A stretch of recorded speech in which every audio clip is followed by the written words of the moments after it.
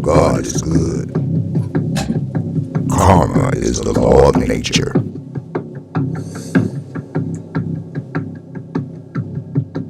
You reap what you sow. You can't hide. And this entity, Come here.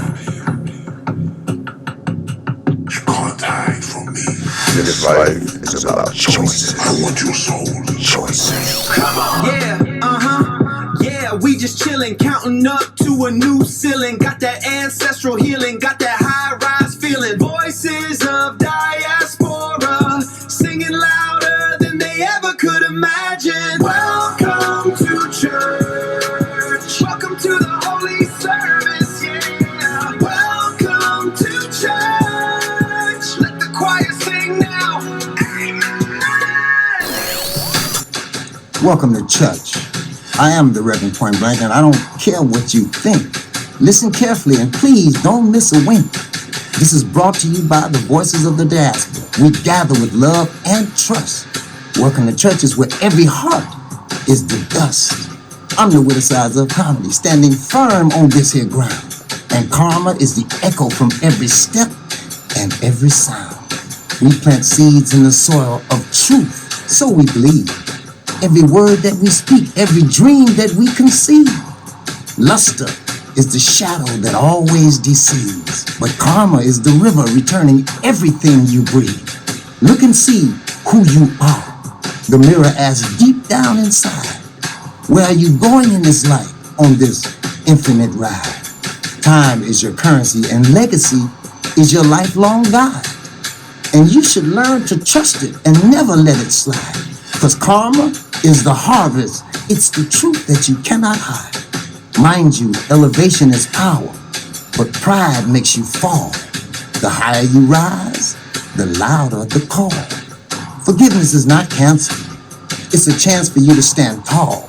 Earth is not broken. It's honest through it all. So let this be a wake-up call, a spark in the night. We are the voices of diaspora. We rise up in the light. Welcome to CHUCH, where we speak the truth. And the truth always takes flight. We start with unity, because this is all of our fight. I do have one more thing I'd like to lay on your mind. You must understand this game and master the nine. Do the math. You have nothing to lose. It's the powerful choice, and it is for you to choose. But if you decide not to do it, you probably won't last. Make this your guide and create your own path, or suffer the consequences of its aftermath. Okay, I'll give you a hint. Look at the solar system they call Pluto or dwarf. It was another way to mask the trick, of course. They use it to make you buy more at the store, and I guess that's fine. Except they make you think the deal is complete in your mind, because the last number on the digit always ends with 9. When you have a child, see how long it takes. If you remove the baby before its time, the death will be its fate. So learn to master the 9 and keep your mind and life straight. Up next is the breakdown, and you'll understand it best. They will break it down for you and explain the rest. Mike and Mika, put it to the test. So imagine this. You walk into a church today, right? You grab a bulletin from the front, and you see that the choir director is officially listed as Deacon Sucker Dick. Yeah, that would definitely make you do a double take. Right. And then you see the church treasurer is named Sister Ho. I mean, you would probably just run for the door. Or you'd assume you had wandered into some highly offensive sketch comedy show, honestly. Exactly. But see, Reverend Point Blank would tell you that your urge to run away in that moment has absolutely nothing to do with being offended. Not at all. He would argue that you were actually terrified of this invisible mirror standing in the foyer. You're terrified of a space that just refuses to let you hide behind that polite religious camouflage. It is the ultimate pattern interrupt. Because, we are so deeply conditioned to expect our spiritual and philosophical spaces to be totally sanitized. Well, completely. We expect gentle metaphors. We expect the rough edges of human nature to just be filed down before we even step foot into the sanctuary. Yeah, we want the safe version, but the source text we are diving into today, it's called Karma and the Natural Laws of Church. And by the way, that is church, spelled CHUCH. Right, the spelling is crucial there. It operates on the exact opposite principle. It essentially weaponizes the gritty, unfiltered reality of the street to aggressively dismantle those artificial constructs of traditional morality. And it really is aggressive, but it's not just provocation for the sake of getting a reaction. No, not at all. And that's what we're going to dissect today. Because this is a highly systematic synthesis of street wisdom, ancient biblical principles, and immutable natural law. It's presented as a stand-up dramedy, but right beneath that theatrical surface, it's this rigorous, almost mathematical exploration of cause and effect. So the mission of our deep dive today is to really extract that core operating system that Reverend Point Blank is presenting to you, the reader. But to understand the architecture of this philosophy, we really have to start with the environmental pressures that forged the architect himself. You really do. Because the text opens with a very specific declaration of his origin. He grew up in the Chicago ghetto, but he immediately follows that up by stating, I'm not ghetto-minded. And that distinction, that right there is the foundational thesis of his entire psychology. Yeah, how so? Well, he is identifying his point of origin without allowing it to define his intellectual or spiritual circumference, if that makes sense. Right, like he's claiming the geography, but not the mentality. Exactly. He acknowledges the intense, unforgiving environment of that machinery without actually becoming a cog in it. He studied the game instead of just, being played by it. I look at that as a masterclass in psychological detachment. He was in the pressure cooker, but he was literally taking notes on the thermodynamics. That's a great way to put it. And the text reveals exactly who taught him how to take those notes. He explicitly credits this dual education. On one side, he has formal seminary training, and he pastored a traditional church in Texas for 5 years. Right, so that's his formal institutional theological framework. But the actual operating system, like the root code, was installed on the streets of Chicago starting at the age of 9 by his mentor, a man he calls Mr. T. Lloyd Taylor. The street curriculum and the contrast between those two educational environments is just staggering. Oh, it's night and day.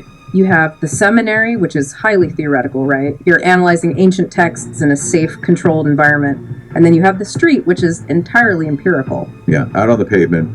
If a theory about human behavior is wrong, you don't just fail a test. You lose your money, your freedom, or your life. Exactly. He is taking the PhD level threat assessment of street survival and merging it with a master's in theology. And there's this one line in his dedication to his mentor that is genuinely haunting. Oh, I know the one you're talking about. He writes, I never liked recess. T taught me not to play. Yeah, that is a heavy statement. Let's pull that apart, because the psychological implications there are massive for a kid. I mean, at 9 years old, a child's brain is heavily reliant on play. Biologically speaking, yes, play is the mechanism for safely testing boundaries. Right, building social bonds, exploring the world without severe consequences. So to be taught not to play at age 9, that means completely bypassing that developmental phase of innocence. It forces the brain into a hypervigilant adult state of constant threat assessment. Because playing around implies a margin of error. And his environment dictated a zero margin existence. You're touching on a really critical aspect of neuroplasticity here. When a child's brain is rewired for pure survival like that, it becomes incredibly efficient at recognizing patterns, specifically patterns of deception, risk, and leverage. Wow, yeah. So not playing means viewing every single interaction, every conversation as a transaction with high stakes. So then you take that hyper-tuned, highly skeptical, pattern-recognizing straight mind, and you place it inside a theological seminary. You place it inside a traditional church structure. What happens? That mind immediately sees right through the pageantry. It sees the same hustle, the same power dynamics, and the exact same human flaws operating in the pews that it saw on the pavement. It's like shining a black light over a hotel bedspread. Okay, that is a visceral... It doesn't function on a gritty Tuesday afternoon when the rent is due and people are actively lying to your face. He just discards it. It's useless theory. And this visceral demand for practicality is what drives his complete redefinition of karma. He strips away all the incense and the chanting. Let's get into that, because the text notes that traditionally we view karma through this lens of Indian religions like Hinduism and Buddhism, right? A mystical moral law of cause and effect. But in Western popular culture, it has really devolved into this comforting superstition. Like a cosmic point system. Exactly. You let someone merge in traffic, and you just assume the universe now owes you a prime parking spot. Right, we've all done that. But the Reverend categorically rejects that mysticism. He redefines karma as a hard, physical, natural law. He explicitly equates it to gravity. Which is a huge shift. And I gotta be honest, I struggle with this a bit. Because if karma is just a biological reality like gravity, an unfeeling law of physics, that feels incredibly bleak to me. Gravity doesn't care if you're a good person. If you step off a roof, you fall. Right. So if karma is just the mechanics of cause and effect devoid of any cosmic justice, doesn't that render our intentions kind of meaningless? See, the text argues the exact opposite. It is precisely because it is a natural law that your intentions and your actions carry so much weight. Okay, unpack that for me. He introduces this agricultural metaphor to explain the mechanics of this natural law. He breaks human interaction down into three very specific components. You have the seed, the soil, and the weather. Okay, so the seeds are our words, our deeds, and our intentions. Every time we act, we are planting something. Exactly. And the soil, or the ground, that represents the hearts of the people we interact with. But the critical variable, the one that really shifts this from a standard, Sunday school metaphor to a rigid system of accountability, is the weather. The weather is everything here. He defines the weather as the state of the mind, the active thoughts of the person who is receiving the seed. So you could have a premium seed, a brilliant idea, a pure intention, a massive investment of your own personal energy. And you could even have good soil.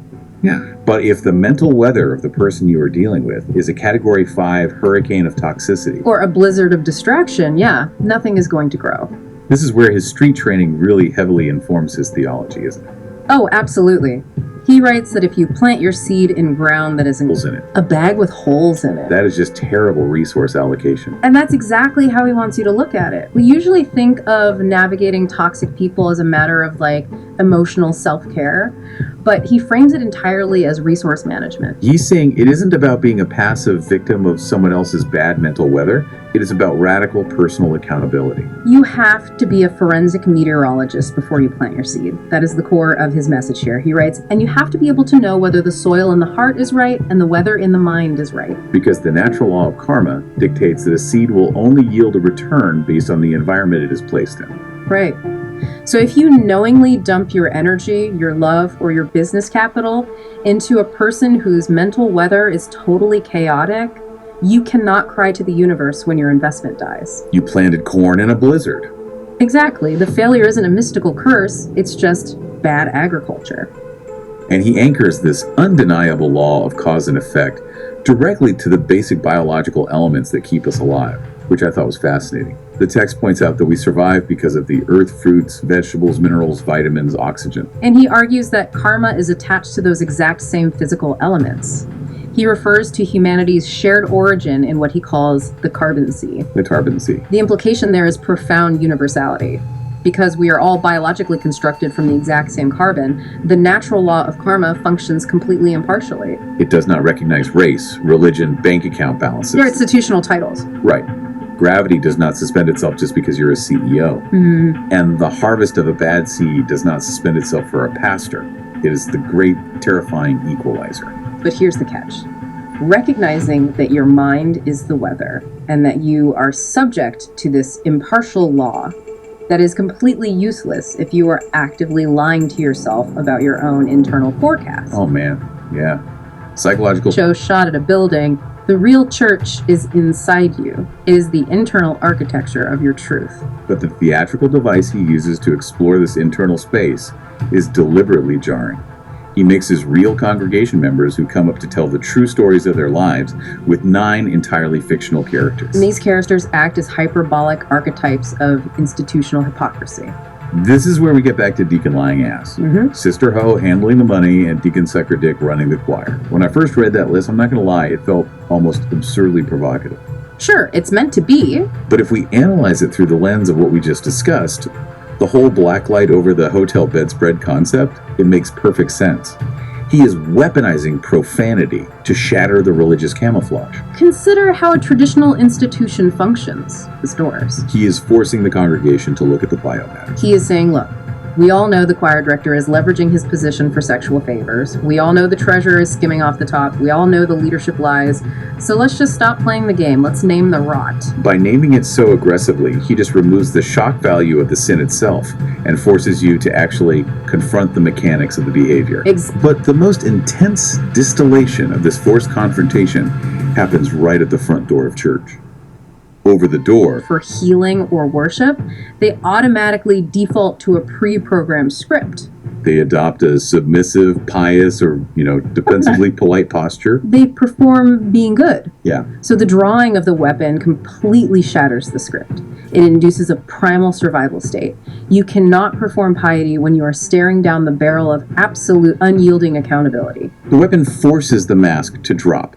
It's a theatrical way of telling the person, look, the lies you are telling yourself are a terminal illness. Your hypocrisy is literally killing your spirit, so drop the act right now. Do you want to live, or do you want to keep playing dress up? Because the natural law of karma cannot process a fake seed. Oh, wow. If you are lying about who you are planting illusions, and the harvest of an illusion will always be zero. You have to pass the mirror to get into the room. And once you're in the room, stripped of your societal mask, sitting in the Reverend's office with your actual problems, that's when the real diagnostic work begins. The text states that everyone who enters must answer 3 specific questions. And these are not, gentle therapeutic inquiries. No, they are rigid existential demands. Question 1, who are you? And he explicitly says, I don't want to know your name. He uses the examples of Benjamin Banneker and Pinocchio. One, a historical figure of immense intellect, the other, a fictional puppet. Right, both are gone or imaginary, but their legacies endure. Yep. He is asking for your legacy. Who are you in the grand architecture of your lineage? And then question 2, where are you going in life? And the caveat he adds to this one is just brilliant. He says, and I'm not taking you to the mall. Let's hover on the mall for a second, because I thought this was such a sharp observation. Why specify the mall? Because the mall represents mindless consumerism as a substitute for actual forward velocity. It is the perfect anesthetic for the anxiety of having no direction. Walking around a mall feels like movement. Buying things feels like progress. But it is ultimately just a closed loop of distraction. He's asking for your true trajectory, totally independent of the consumer distraction society provides for you. And then the final question, what in the hell do you want from me? Which establishes the parameters of the relationship. It demands that the individual take full ownership of their own needs and articulate them clearly. It's like walking into a venture capitalist's office. If you don't know who you are, what your product's trajectory is, and exactly what kind of funding you are asking for, you are thrown out of the room. Exactly. He is applying the ruthless efficiency of a boardroom pitch to spiritual development. But what I find so fascinating is why failing to answer these questions is considered so catastrophic in this framework. The text uses incredibly grounded examples.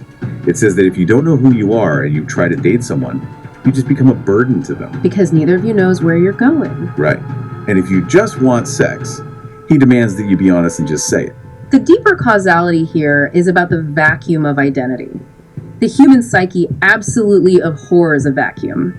If you have not clearly defined an internal hierarchy of values and an internal destination, like if you cannot answer who are you, you will inevitably adopt an external structure to give yourself the illusion of identity. Which is why the text argues that not knowing who you are makes you a slave to the job. Exactly. You allow the corporate hierarchy or the toxic relationship to define your worth and your boundaries simply because you failed to build your own. You basically become a subsidiary of someone else's legacy. Both the aimless relationship and the mindless job are engines powered entirely by confusion. And participating in that confusion leads to what Reverend Point Blank considers the ultimate spiritual crime. The murder of time. Yes, let's talk about time. Time is presented in this text not as a measurement, but as the supreme currency of the universe. He writes, time, no matter what else is going on, is the most valuable, powerful asset on the planet. Everything else, money, resources, even health, it all fluctuates. But time is a strict, non-renewable countdown. Now, we hear that time is valuable all the time in self-help seminars. It's almost a cliche at this point. But the text elevates this by framing the squandering of time, not just as inefficiency, but as an act of vulnerability. Yes. If you are burning the priceless fuel of your time on a path you haven't even defined, you are leaving the vault door wide open for the entities that actively want to siphon that currency. And this transitions us beautifully from the individual diagnostic to the cosmic conflict outlined in the text, the literal script he provides titled Episode 1, Conversation with Karma. This script is really the philosophical centerpiece of the whole text. It takes place in this infinite space with no walls and no clock. And it stages a dialogue between the Reverend and the personification of karma, while also defining the opposing force in this universe, an entity called Luster. Let's dissect Luster first, because Luster is positioned as the devil or the tempter, but crucially, Luster isn't pitching, grand, cartoonish evil. Right, no horns and pitchforks. Luster operates entirely on the promise of shortcuts. Luster is the voice of quick satisfaction, the lust of the flesh, and the pride of life.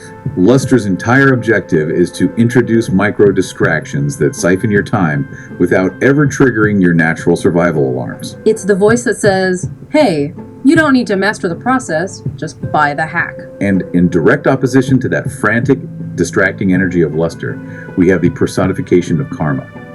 Karma is described not as an angry deity, but as an entity that is calm, angled, neither man nor woman. Karma is pure, unadulterated balance.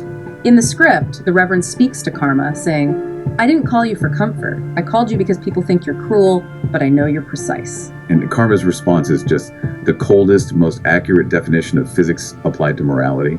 Karma says, cruelty requires emotion. I don't feel, I return. I don't feel, I return.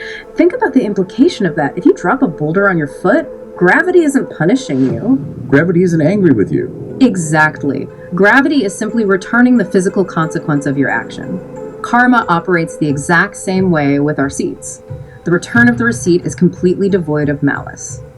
But this naturally leads to what I think is the most agonizing question in human history. And the Reverend doesn't shy away from it at all. He actually pushes back against karma. He does. He points to the horrific realities of Earth. He asks, why does it hit so hard here? Why do some people who plant nothing but toxic seeds seem to thrive for decades without any consequence? And Karma answers by framing Earth as a very specific type of proving ground. Karma says that Earth is a classroom that lets students cheat until the final exam. Wow. This completely reframes the illusion of getting away with it. The people operating under the influence of luster, who are cutting corners and exploiting others, they are not circumventing the natural law. They are merely accumulating a massive debt with delayed interest. And when the Reverend asks if the delay is intentional, Karma says, delay is mercy. Most people condemn themselves long before I arrive. The delay is the time you are given to realize your mental weather is toxic. It's the time to pull up the weeds you planted and to change course. The delay is the grace period, but the final exam is non-negotiable. But the text immediately moves to an even more difficult challenge. The Reverend confronts Karma about the problem of innocent suffering. Yes, he says, but children suffer.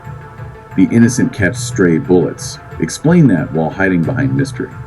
This is where I was honestly braced for a standard religious platitude about, God's mysterious ways. Same.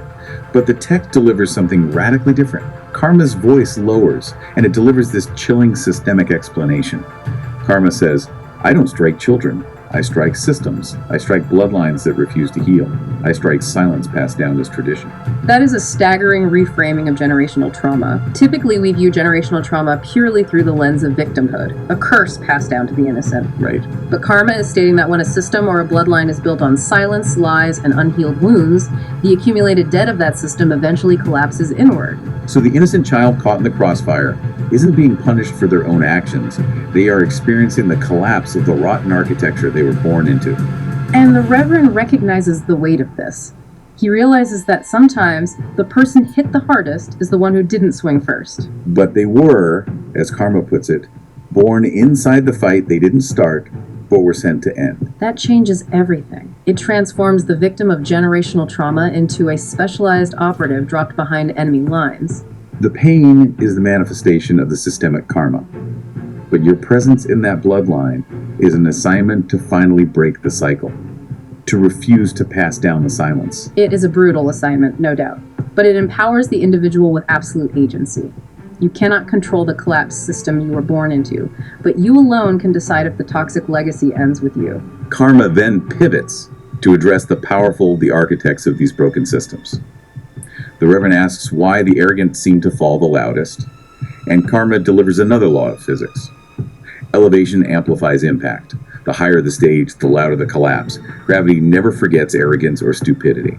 If you build a skyscraper on a foundation of rotting wood, the sheer height of the building only guarantees a more spectacular destruction. But, this strict adherence to cause and effect raised a massive question for me regarding grace. I asked myself, how does traditional forgiveness fit into a mathematical equation of I don't feel, I return? Does forgiving someone actually break the law of karma? And the Reverend asks this exact question: does forgiveness cancel you? Yes, and karma's answer preserves the integrity of the natural law while still allowing for human evolution. Karma replies, forgiveness changes the lesson, not the test. Let's break down the mechanics of that because it's subtle but important. If I plant a field of toxic weeds, the natural law dictates a harvest of weeds. That is the test. If I suddenly realize my error and ask for forgiveness, the forgiveness does not magically transform the weeds into wheat. Right, the harvest is still coming, the receipt must be paid. Exactly. But the forgiveness changes you. It changes your internal weather. Because without forgiveness, without humility, you meet the harvest of your bad seeds with pride and anger, which only multiplies the damage. But if you have experienced genuine forgiveness, your mental weather shifts. When that harvest of weeds arrives, you meet it with the strength and humility required to clear the field and start over. The impact of the receipt is softened by your internal growth, but the harvest itself is never canceled. The natural law remains intact, but your capacity to survive it increases. I love that. And karma ends the conversation by giving the Reverend a mandate. Karma tells him to deliver this uncompromising truth because some voices aren't meant to save people, they're meant to wake them up, and sleepers fear alarm and bright lights at 3 o'clock in the morning. This mandate to act as a disruptive alarm clock bridges us directly into the ancient foundations of this text. Because Reverend Point Blank isn't just writing modern theatrical scripts here, he is tethering his street philosophy directly to the book of Proverbs. He specifically integrates Proverbs chapter 8. This is a vital connection. In Proverbs 8, wisdom is personified not as a quiet monk in a monastery, but as a woman standing out in the streets. She's crying out at the gates of the city, right where the hustle and the commerce happen. She is aggressively calling out to humanity, begging the simple to understand subtlety and the fools to gain an understanding heart. It is the exact same energy as the invisible mirror at the door of church. Wisdom is out on the pavement yelling, "Receive my instruction and not silver, and knowledge rather than choice gold, for wisdom is better than rubies." The Reverend is drawing a direct line between the ancient biblical demand for wisdom and his modern demand for understanding. He is arguing that without an understanding heart, without clearing the toxic weather from your mind, all the hustle, all the silver, and all the choice gold in the world will not protect you from the physical laws of karma. And Proverbs 8 delivers a stark, binary conclusion that aligns perfectly with the epistle at the door of church. Wisdom declares, "He that sinneth against me wrongeth his own soul. All they that hate me love death." There is no middle ground. You either seek the truth of your own reflection and live, or you embrace the illusions of luster and commit slow spiritual suicide. He synthesizes this ancient binary with his own modern poetry in a piece titled "Karma is the Echo of Every Step." He originally calls himself the witicizer of comedy, and the poem summarizes all the mechanics we've been tracking today. He writes, "We plant seeds in the soil of the truth so we believe every word that we speak, every dream that we conceive. Luster is the shadow that always deceive, but karma is the river, returning everything you breathe." And the refrain of the poem is the ultimate grounding mechanism. Welcome to church, where every heart is the dust. The heart is the dust, the soil. We are right back to the agricultural foundation. But just as you feel you have a grasp on the entire system, the text executes this sudden, really cryptic pivot in its final moments. It leaves the reader with a puzzle, a final piece of advice that acts as a test of everything you've just read. He warns that to survive this game, you must learn and master the 9. Master the 9. It is incredibly cryptic. But he presents 2 highly distinct hints to help the reader decode what mastering the 9 actually means. The first hint involves astronomy and institutional trickery. He tells you to look at the solar system. He points out that the establishment called Pluto a dwarf planet to mask the trick. And he connects this masking of Pluto to how stores manipulate you, making you think you're getting a complete deal in your mind when you're actually getting less. So let's unpack the causality here. Why is the demotion of Pluto the key to understanding Luster's trickery? Because the demotion of Pluto is a perfect, globally recognized example of top-down reality manipulation. We grew up understanding a complete system of 9 planets. Then, an institution arbitrarily redefined the parameters, truncated the system, and told the world there are only 8. The text is using this as a macro metaphor for how luster operates on a micro level in your daily life. Luster relies on institutions, marketers, and toxic individuals to redefine your reality. They offer you a truncated version of the truth, a shortcut, a discount, a compromised relationship, and they mask the trick by telling you it's the complete package. It is the psychology of the bargain bin. If you accept that the 9th element can just be erased by an authority figure, you are primed to accept all the other shortcuts luster offers. You accept the job that pays well but kills your legacy. You accept the relationship that offers comfort but demands silence. Mastering the 9 means refusing the institutional mask. It means demanding the full, uncompromised equation of the truth, even when the world is trying to sell you a convenient fraction of it. And his second hint grounds this concept of the complete equation in the most visceral, undeniable biological process we have, human gestation. He writes, "When you have a child, see how long it takes. If you remove the baby before time, his death will be his fate." The biological 9 months. This is the master key to the entire philosophy. It connects the natural law, the currency of time, the agricultural metaphor, and the illusion of luster, all into one unbreakable truth. A human being requires 9 months of continuous, uninterrupted gestation to survive outside the womb. That is the biological law. It cannot be negotiated, outsourced, or hacked. If luster whispers in your ear at month 5 that you're tired, that the process is too hard, that you should just take the shortcut and pull the baby out early, the result is catastrophic. Death is the fate. Mastering the 9 is the ultimate mastery of patience and natural timing. It is the deep understanding that real growth, whether it is the harvest of your seeds, the building of your legacy, or the healing of your generational bloodline, requires enduring the complete cycle of time. You cannot rush the harvest. Every time you try to circumvent the necessary time a process takes, you are aborting the potential of your own legacy. Luster will constantly offer you the 5-month shortcut, but karma demands the full 9. If you do not make mastering this natural rhythm your guide, the Reverend warns that you will inevitably suffer the consequences of the aftermath. Which just proves how expansive and multi-layered this project is. It's not just a book, it's a multimedia ecosystem of constant question. So as we pull back from this intense philosophical architecture, let's look at the totality of what Reverend Point Blank has built here. He took the hypervigilant threat assessment of the Chicago pavement, ran it through the institutional framework of theological seminary, and produced a stand-up dramedy that acts as a psychological surgical theater. He uses shock, profanity, and humor not to entertain but to disorient. He forces the masks off so he can ask you the only 3 questions that matter. Who are you? Where are you going? And what do you want? And he demands that you answer them before you burn through your only non-renewable asset, your time-planting toxic seeds in a hurricane of your own mental delusion. He is the bright light and the alarm clock at 3 a.m. He is refusing to let you sleep through the slow collapse of your own legacy. We have spent this entire deep dive talking about the mechanics of karma. We've talked about your actions as seeds, the minds of others as the weather, and the necessity of mastering the biological patience of the 9.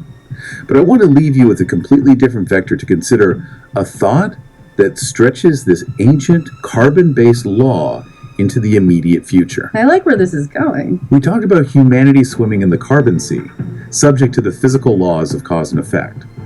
But what happens is artificial intelligence begins to flood that sea. Oh, that's a wild thought. If the algorithms on your phone are increasingly dictating the choices you make, what news you consume, what products you buy, and even who you are matched with to date, are you still the one planting the seeds? That is the question, isn't it?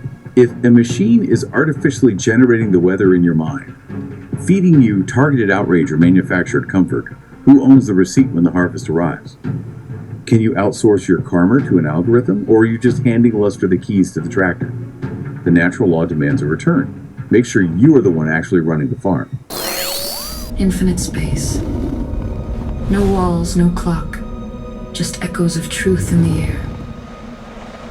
A soft wind moves like memory moving spaces, a heavy bass in the rhythm. You called my name like you expected answers, Rev. I'm steady, always ready. I didn't call you for comfort, I need to know what's steady. I called you because people think you're cruel, and I know you're precise because you play by the rule. Rev cruelty requires emotion, that's not the deal. I don't feel, I return receipts, and that's for real. Then tell me this, karma. Why does it hit so hard here on earth? Why do some get crushed with fear, while others walk untouched for years?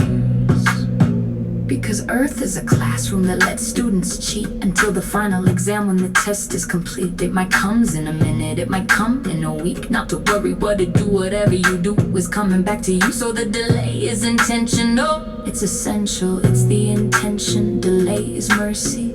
Most people condemn themselves long before I arrive to serve them, but children suffer.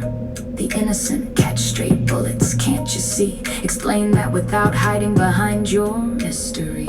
I don't strike children. That's not me. I strike systems, the things people present not to see. I strike bloodlines that refuse to heal the situation. I strike silence passed down as tradition. So when pain hits someone who didn't swing the first, why is that right? They were born inside a family's fight. They didn't start, but they were sent to end. That's a heavy assignment. So is freedom, so is truth. Sometimes telling the truth, they are like vultures when you're breaking curses disguised as culture.